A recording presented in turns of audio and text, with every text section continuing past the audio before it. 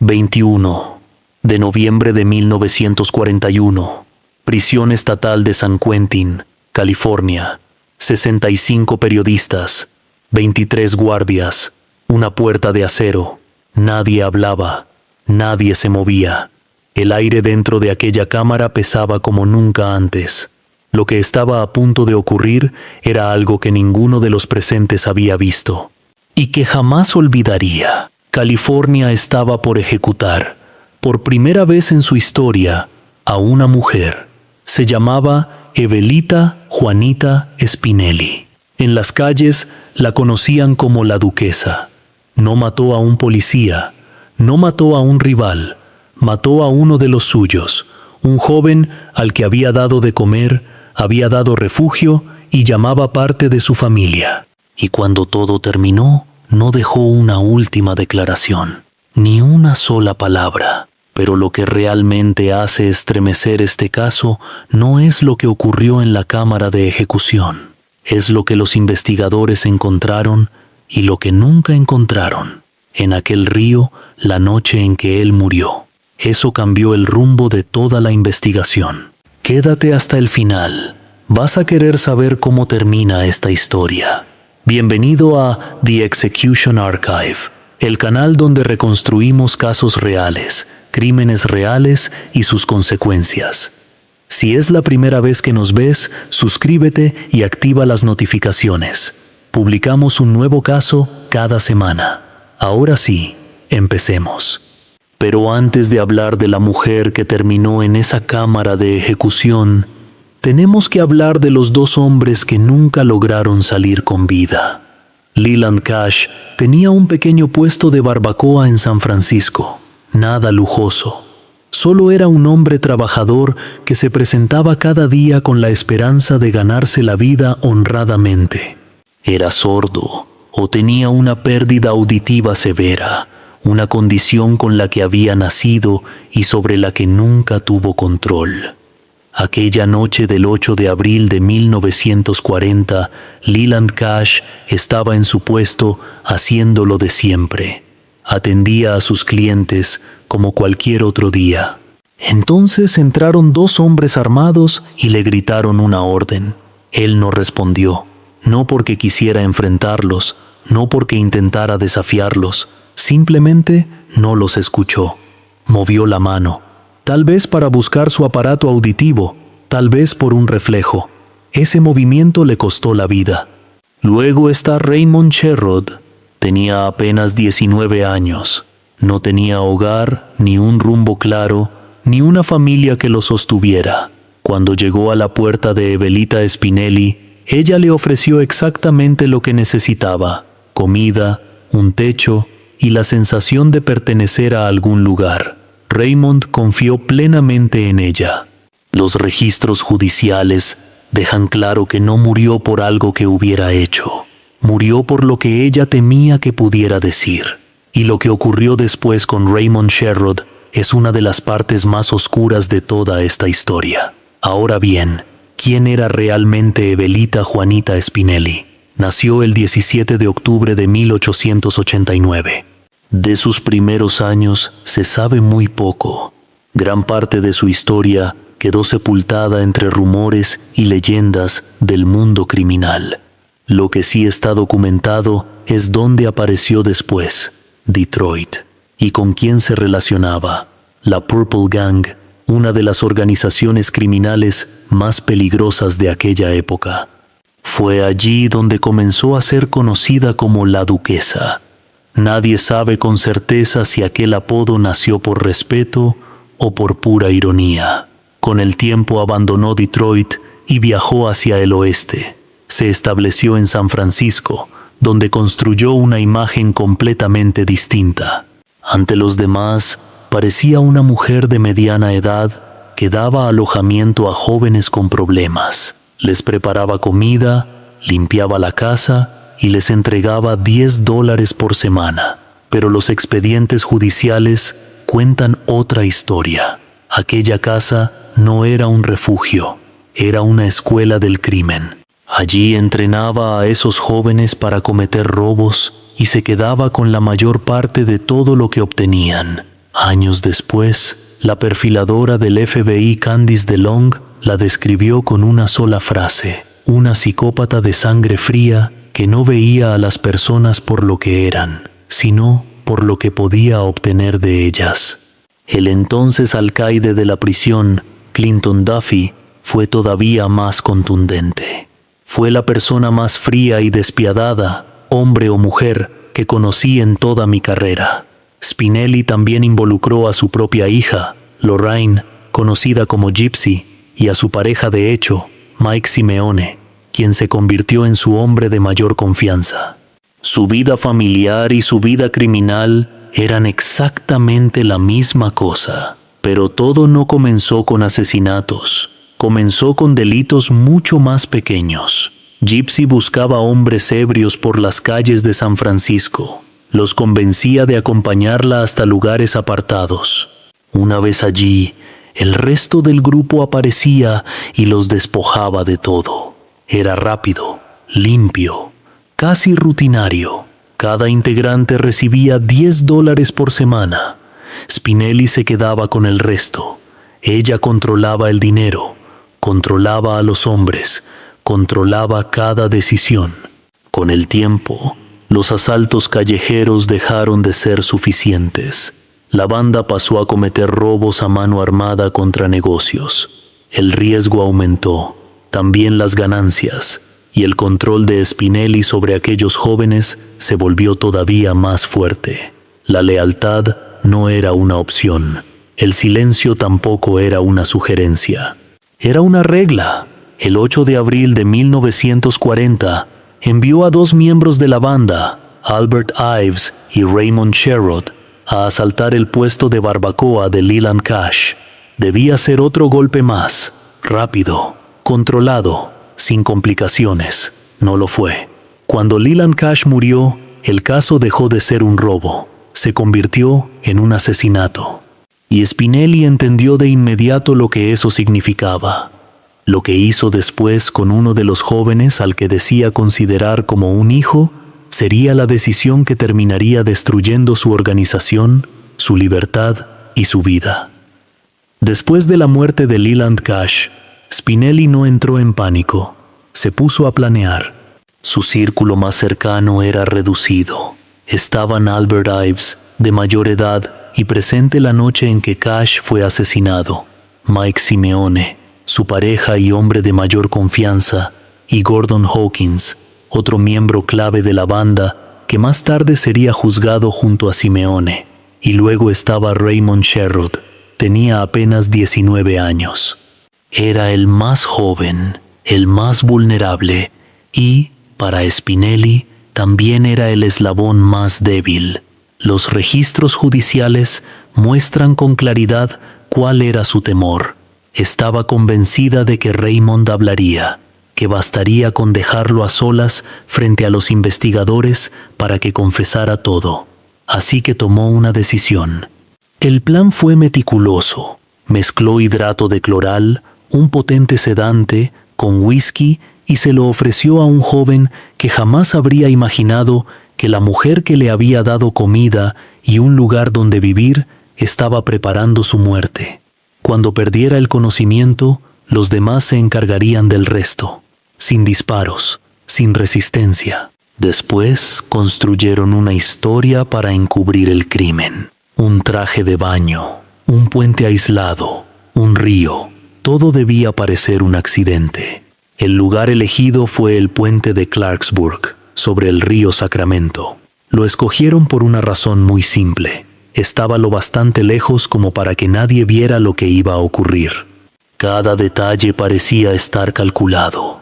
Casi todos. Apenas estamos llegando a la parte más oscura de esta historia.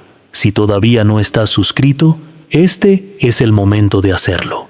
Porque lo que ocurrió aquella noche sobre ese puente cambió el destino de todos los involucrados.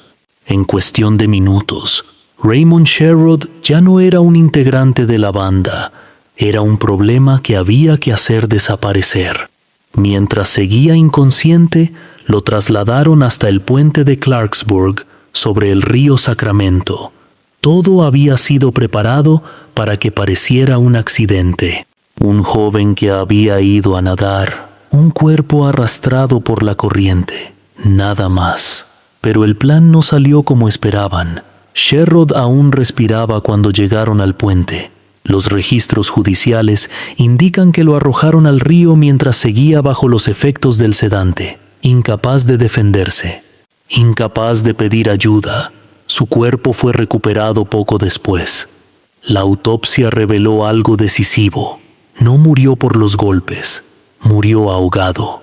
Y los análisis detectaron cloral hidratado en su organismo, una sustancia que explicaba por qué nunca pudo luchar por su vida. Ese hallazgo cambió toda la investigación. Ya no se trataba únicamente del homicidio de Leland Cash. Ahora había 2 asesinatos vinculados a la misma organización criminal. Los detectives comenzaron a reconstruir cada movimiento de la banda. Entrevistaron testigos, siguieron pistas y conectaron a los involucrados. Poco a poco, la red que Evelita Spinelli había construido durante años empezó a desmoronarse. Lo que durante mucho tiempo había parecido una casa para jóvenes sin rumbo, terminó revelándose como el centro de una operación criminal mucho más grande. Y, por primera vez, la mujer conocida como la Duquesa dejó de controlar la historia. Ahora eran los investigadores quienes empezaban a escribir el final. Condujeron durante toda la noche hacia el sur, en dirección al río Sacramento. Al llegar al puente de Clarksburg, levantaron el cuerpo de Raymond Sherrod, lo acercaron a la baranda y lo arrojaron al agua.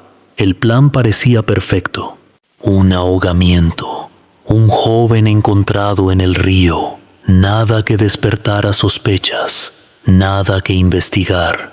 Pero hubo algo que Evelita Spinelli nunca previó: la autopsia. Poco después, el cuerpo de Sherrod fue recuperado del río Sacramento, y casi de inmediato, los investigadores notaron que algo no encajaba. Tenía 19 años, vestía solo un traje de baño, había aparecido lejos de su hogar y de cualquier persona que pudiera explicar cómo llegó hasta allí.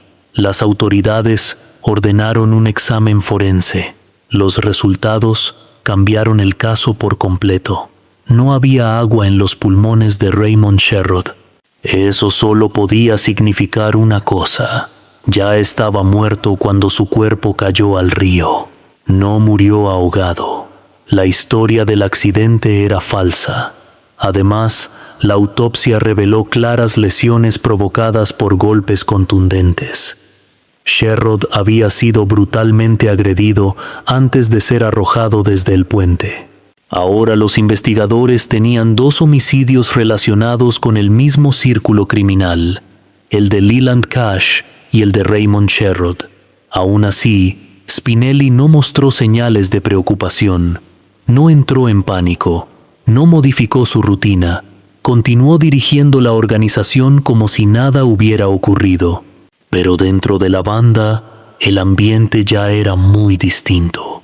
Albert Ives estaba profundamente afectado. Había visto cómo Spinelli había decidido eliminar, sin vacilar, a un joven al que alguna vez llamó parte de su familia. Y entonces comenzó a hacerse una pregunta imposible de ignorar. Si había matado a Sherrod para impedir que hablara, ¿qué le impediría hacer exactamente lo mismo con él? Fue ese pensamiento, ese único instante de miedo, el que terminó derrumbando toda la organización. La policía ya investigaba 2 homicidios conectados. En el caso de Leland Cash, varios testigos habían visto a 2 jóvenes huir del puesto de barbacoa la noche del 8 de abril de 1940. Los detectives reunieron descripciones. Aún no tenían todos los nombres, pero el rompecabezas empezaba a tomar forma. En el caso de Raymond Sherrod, la autopsia ya había descartado por completo la teoría del accidente. No había agua en los pulmones. El cuerpo presentaba lesiones por golpes contundentes. Era un homicidio planeado, ejecutado y cuidadosamente disfrazado. Entonces llegó un avance decisivo. Spinelli y su grupo habían abandonado San Francisco Los registros judiciales indican que primero se dirigieron hacia Sacramento y después continuaron hasta Reno. Estaban huyendo. Para los investigadores, ese movimiento decía mucho. Quien no tiene nada que ocultar no desaparece discretamente cruzando fronteras estatales. Al mismo tiempo, los peritos balísticos analizaban el proyectil extraído del cuerpo de Leland Cash. El proceso era lento, pero cada evidencia quedaba documentada y fortalecía el caso. La imagen pública de Spinelli también dificultó la investigación durante los primeros días. Era una mujer de mediana edad que, aparentemente, dirigía un hogar para jóvenes sin recursos. No encajaba en el perfil que las autoridades solían buscar en una investigación de homicidio. Esa percepción le dio una pequeña ventaja, pero no duró. La organización terminó desmoronándose desde adentro. Albert Ives entró a una comisaría y decidió contarlo todo. Reveló cada detalle, cada nombre, cada delito. Describió cómo Leland Cash fue atacado en su puesto de barbacoa. Identificó quién disparó y explicó paso a paso cómo Raymond Sherrod fue drogado, golpeado y arrojado desde el puente de Clarksburg. También describió el funcionamiento completo de la organización, el reclutamiento, los robos, la distribución del dinero y el control absoluto que Spinelli ejercía sobre todos. Los registros judiciales indican que su motivo fue sencillo: sobrevivir. Había visto cómo Spinelli eliminó a Sherrod sin mostrar la menor duda. No estaba dispuesto a convertirse en la siguiente víctima. Finalmente, Ives fue internado en el Hospital Estatal de Mendocino en lugar de enfrentar la pena de muerte. Su cooperación con las autoridades y su estado mental fueron considerados durante el proceso. Al mismo tiempo, llegaron los resultados del análisis balístico. La bala extraída del cuerpo de Leland Cash coincidía con un arma registrada directamente a nombre de Evelita Spinelli. La evidencia física la situaba ahora en el centro de ambos homicidios. Gracias a la información proporcionada por varios integrantes de la banda, que ya actuaban por miedo, la policía localizó al grupo cerca de Truckee, California. Spinelli, Mike Simeone, Gordon Hawkins y otros miembros fueron arrestados. La mujer que durante años había enseñado a sus hombres cómo evitar a la policía, terminó siendo traicionada por las mismas personas que había entrenado. Cuando el caso llegó a juicio, la fiscalía construyó su argumento paso a paso. Evelita Spinelli fue acusada de homicidio por su participación en la muerte de Raymond Sherrod.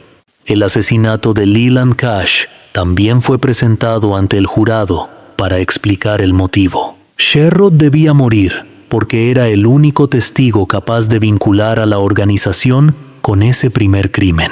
Las pruebas eran contundentes. Albert Ives confesó y señaló a todos los involucrados. El informe balístico conectó el arma homicida con Spinelli. La autopsia confirmó que Sherrod ya había muerto antes de ser arrojado al río, y varios miembros de la banda declararon en su contra. La postura de la fiscalía fue clara. Spinelli no fue una simple espectadora. Ella preparó la bebida. Ella dio la orden y ella eligió el puente. El 30 de mayo, el jurado emitió su veredicto. Evelita Spinelli, Mike Simeone y Gordon Hawkins fueron declarados culpables. Los tres recibieron la pena de muerte. En 1941, la defensa presentó varias apelaciones. Todas fueron rechazadas. Los tribunales revisaron las confesiones, las pruebas balísticas, los resultados de la autopsia y los testimonios presentados durante el juicio. No encontraron motivo alguno para revocar las condenas. La sentencia permaneció intacta. Entonces comenzó un intenso debate público. California jamás había ejecutado a una mujer, y para muchos esa sola posibilidad resultaba difícil de aceptar, pero el peso de las pruebas era abrumador. La condena siguió adelante. Evelita Spinelli ingresó a la prisión estatal de San Quentin con 52 años. Era madre, era abuela y era una asesina condenada que esperaba su ejecución. El gobernador Cuthbert Olson le concedió 3 suspensiones de la ejecución. La fecha original había sido fijada para junio de 1941. Cada aplazamiento solo retrasó lo inevitable. Mientras tanto, la discusión pública se intensificó. Una reconocida figura de San Francisco pidió clemencia de manera abierta. Las autoridades respondieron con firmeza. Sostuvieron que el género no podía convertirse en un escudo frente a una condena respaldada por las pruebas. Y ocurrió algo que con el tiempo se convirtió en una de las historias más recordadas de San Quentin.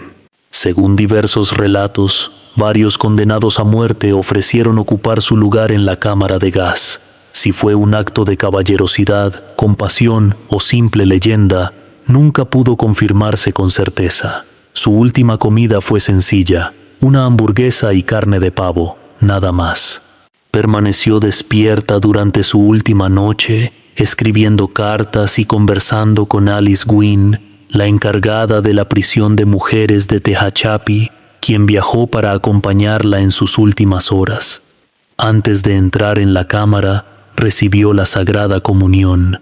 21 de noviembre de 1941, 10:14 de la mañana. 65 periodistas, 23 guardias y 2 recursos legales de última hora presentados ante la Corte de Apelaciones del Estado y la Corte Suprema de California. Ambos fueron rechazados en cuestión de minutos. Aquellos últimos intentos retrasaron la ejecución exactamente 14 minutos. La sujetaron a la silla metálica con la espalda orientada hacia los testigos. Bajo el uniforme verde de la prisión llevaba escondidas varias fotografías, una de su hija Gypsy, otras de sus 2 hijos y otra de su pequeño nieto.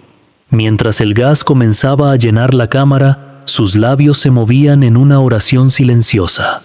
A las 10:25 de la mañana, Evelita Juanita Spinelli fue declarada muerta. Se convirtió en la primera mujer ejecutada legalmente por el estado de California.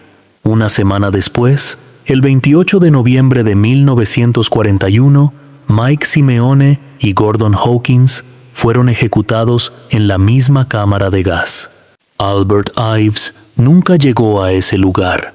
Permaneció internado el resto de su vida en el Hospital Estatal de Mendocino. Hoy, Evelita Juanita Spinelli descansa en el cementerio católico Mount Olivet, en San Rafael, California. Una tumba discreta para una mujer cuya vida estuvo marcada por la violencia y el crimen. Hasta la fecha, sigue siendo una de solo 4 mujeres ejecutadas en toda la historia del estado de California. Antes de ella, únicamente otra mujer llamada Juanita había perdido la vida por un crimen en California. Fue linchada por una multitud en 1851, en Downieville. No hubo juicio, no hubo debido proceso. Ni siquiera quedó registrado su apellido. Décadas más tarde, el caso de Spinelli fue llevado al programa radial Gangbusters, bajo el título The Duchess Spinelli Case. Pero hay un detalle que permanece mucho tiempo después de conocer esta historia. En sus últimos minutos, rezó en silencio. Llevaba las fotografías de sus hijos sobre el pecho.